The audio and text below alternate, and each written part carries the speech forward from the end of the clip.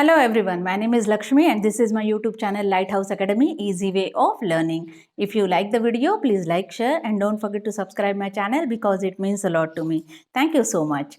So today we are going to take the third standards lesson and that is divided into two parts. Okay, so first I am going to take Priya in the village and then Riya in the city. There are two girls. यहाँ पे दो लड़कियां हैं, एक प्रिया और रिया नाम की.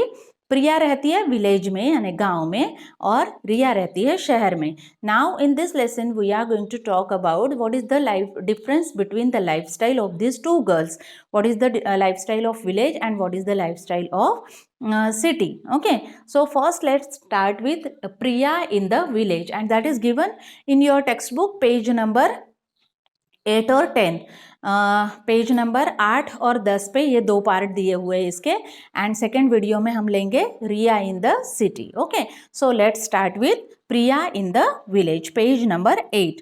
प्रिया in the village. Hi, I am Priya. Hi, मैं प्रिया हूँ. I live in a small village. मैं एक छोटे से गांव में रहती हूँ. There are many houses in our village. हमारे गांव में बहुत सारे घर है. There are small the houses are close together. और घर क्या है, बहुत ही आस पास है, एक दूसरे से लग के है. There are small lanes between the houses. घर के आसपास थोड़ी जगह भी है जहाँ पे पेड़ पौधे भी है. There are many plants and trees around the house. घर के आसपास इर्द गिर्द बहुत ही ज़्यादा पेड़ पौधे है. दाजी काका इज अवर नेबर. इस प्रिया के घर के पास में एक नेबर है, उनके घर के पास रहने वालों को क्या कहते हैं, नेबर. ओके, पड़ोसी. तो उनका नाम है दाजी काका.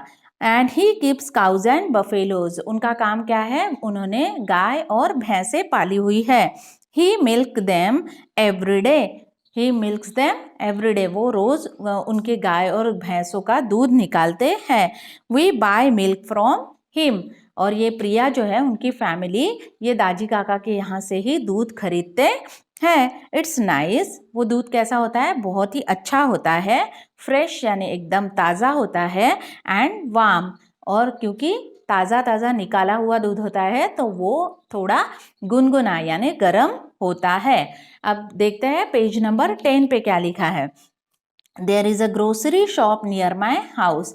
प्रिया के घर के पास में एक किराने की दुकान भी है. अब आपको ये समझना है कि विलेज की किराने की दुकान कैसी रहती है और शहर की किराने की दुकान कैसी रहती है. Okay, there is a grocery shop near my house. There we buy grains, oil, salt, sugar and biscuits and many other things.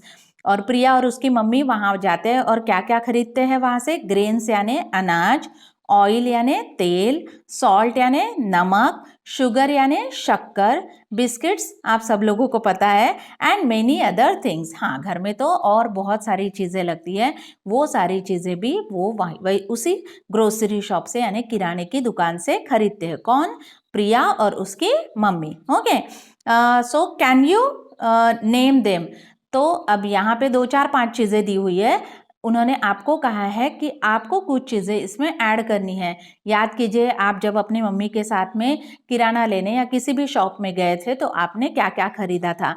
तो इन दिस वे आप न्यू वर्ड सीखोगे. I am in standard 3. Now she is telling about her self.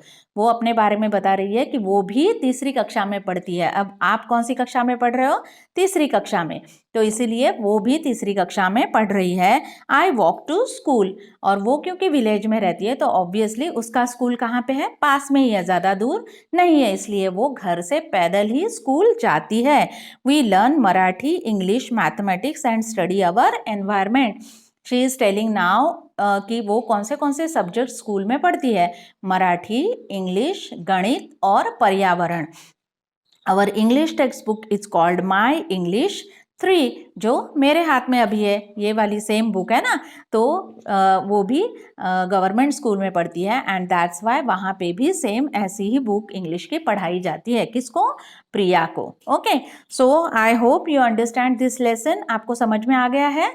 आप इसमें जो भी कठिन वाले या हार्ड वाले वर्ड्स जो आते हैं उसको देखिए, अपने टीचर से भी आप पूछ सकते हैं।